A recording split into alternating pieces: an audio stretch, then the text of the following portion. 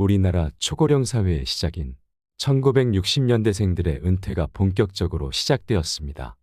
1960년대생들은 우리나라에서 가장 많은 860만 명으로 대한민국에서 가장 많은 인구 비중을 차지하는데요. 대한민국의 발전은 이들의 사회 참여와 함께 본격적인 성장을 이루어내며 전 세계를 깜짝 놀라게 하여 한강의 기적이라는 엄청난 신화를 써내려갔는데요. 그렇게 열심히 일한 1960년대생들의 대규모 은퇴가 진행되고 있습니다. 대한민국 고도성장의 주역인 이들에게는 지나온 세월만큼 아름다운 노후가 펼쳐지게 될까요? 오늘은 이미 은퇴를 했거나 은퇴를 앞두고 있는 5060 세대가 맞닥뜨리게 될 현실과 현명한 노후 대비 방법은 어떤 것들이 있는지 알아보도록 하겠습니다. 우리나라 근로자가 직장에서 퇴직하는 평균 나이는 49.3세라고 하는데요.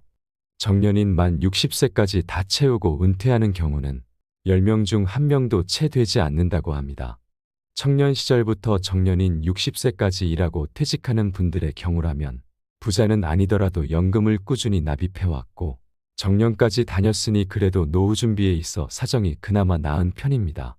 그러나 요즘 사오정이라는 말도 있듯이 45세를 전후해서 본인 의사와는 상관없이 희망퇴직을 당했거나 일찍 은퇴를 한 경우라면 상황은 정말 어렵다고 봐야 합니다. 회사 사정에 떠밀려 쫓기듯 은퇴한 경우에는 꽤 이른 나이임에도 불구하고 괜찮은 직장을 다시 구해서 재취업하기란 하늘의 별 따기만큼이나 어려운데요.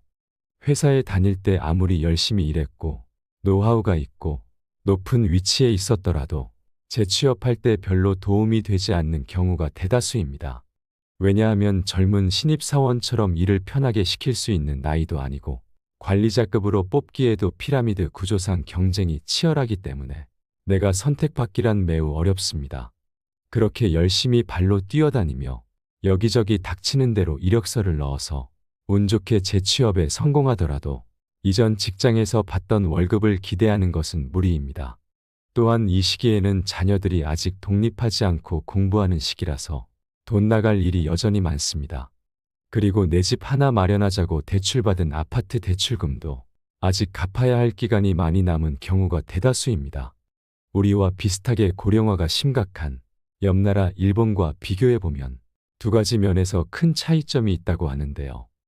첫째는 일본은 연금 제도가 우리나라보다 많이 앞서 시작되었고 시스템 또한 잘 되어 있어 노후에 연금을 받아 아꼈으면 그럭저럭 생활이 가능한 수준이라고 하나 우리나라는 국민연금만으로 노후 생활비를 감당하기엔 너무 어렵다고 합니다.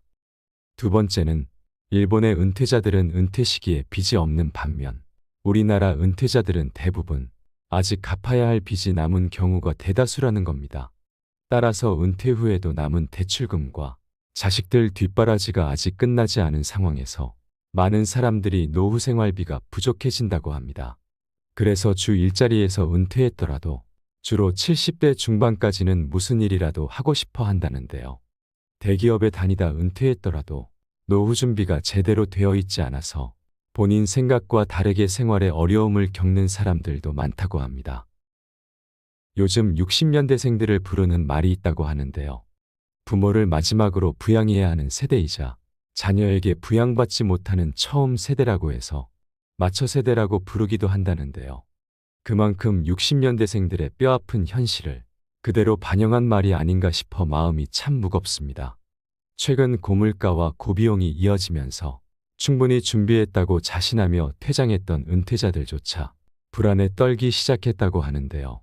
근심 걱정 없이 건강하고 행복한 노후를 보내려면 어떻게 준비해야 할까요?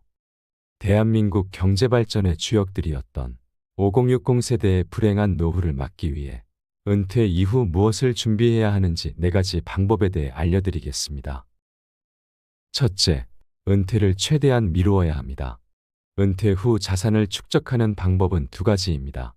투자 금액을 늘리거나 소득 기간을 늘리는 것인데요.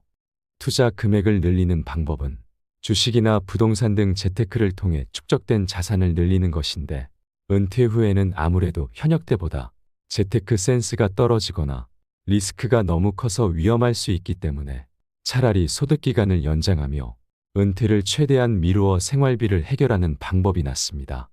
다소 소득이 낮은 일자리로 옮기더라도 직장 생활을 지속하는 것이 목표가 되어야 합니다. 이런 방법이 은퇴 후 급격한 소득 절벽을 막을 수 있습니다. 두 번째는 현재의 소비가 합리적인지 점검해야 합니다. 은퇴 후 더 이상 근로소득이 발생하지 않으면 소비를 할 때 은퇴까지 축적한 자산이 점점 줄어드는 구조가 되는데요. 여기서 생활비보다 많은 소비를 이어온 분들이라면 은퇴 이후 빈곤층으로 전락하지 않기 위해서 월 소비 패턴을 점검하고 다시 계획해야 합니다. 이것을 통해 과감하게 줄일 수 있는 것들을 줄여나가거나 합리적으로 조절해야 합니다. 세 번째는 현재 거주하는 주택은 자산이 아니라고 생각해야 합니다. 65세 이상 고령자 가구의 순자산액은 3억 5천만 원 정도인데 그중 약 80%가 본인 소유의 거주주택에 묶여 있어 하우스 푸어인 사람들이 많다고 합니다. 현금성 자산은 약 4천만 원으로 이런 상태에서 은퇴를 맞는다면 분명 은퇴 빈곤에 처하게 될 가능성이 매우 높습니다. 거주주택은 은퇴자들의 최후 보루인데 이것을 팔아서 자식 결혼자금이나 사업자금으로 쓴다면 노후에 파국을 면치 못할 것입니다. 그러니 거주하는 주택은 그냥 내가 평생 살 공간이니 소유 재산에서 제하시고 노후 자금이 얼마가 필요할지 꼼꼼하게 계산해서 미리 은퇴를 준비해야 합니다. 네 번째는 자산 관리를 신중히 해야 합니다.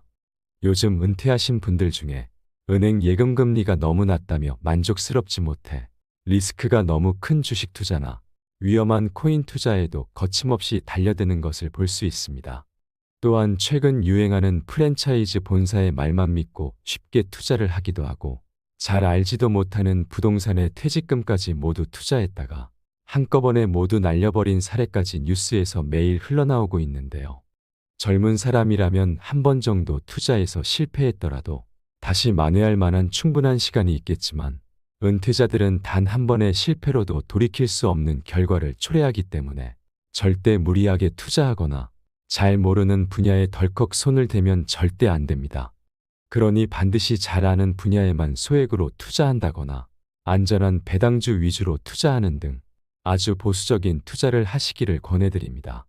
우리가 다 아는 투자의 대가인 워렌 버핏조차도 투자할 때 가장 중요한 것으로 잃지 않는 투자를 하라고 꼭 강조한다는데요. 그가 남긴 명언을 소개하겠습니다. 첫째, 절대로 돈을 잃지 마라. 두 번째, 첫째 원칙을 절대로 잊지 마라.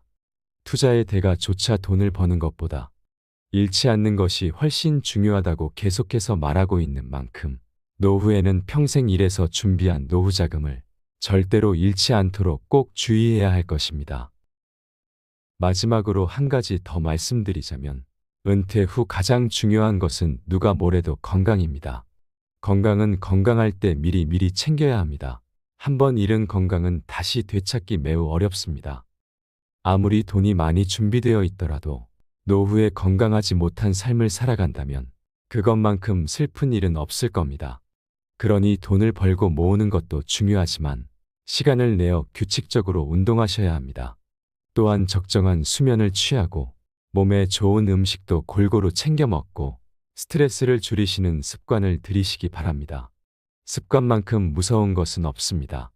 무엇보다 현재의 삶에 만족하고 작은 것에도 기뻐하고 감사를 잃지 않는 삶을 살아간다면 누구보다 행복한 사람이 될 수 있습니다. 여러분의 남은 여생을 열렬히 응원하겠습니다. 이상으로 시니어를 위한 모든 것. 시니어 톡톡이었습니다. 더 유익한 내용으로 찾아오겠습니다. 오늘 내용이 도움이 되셨다면 구독과 좋아요 부탁드립니다. 감사합니다.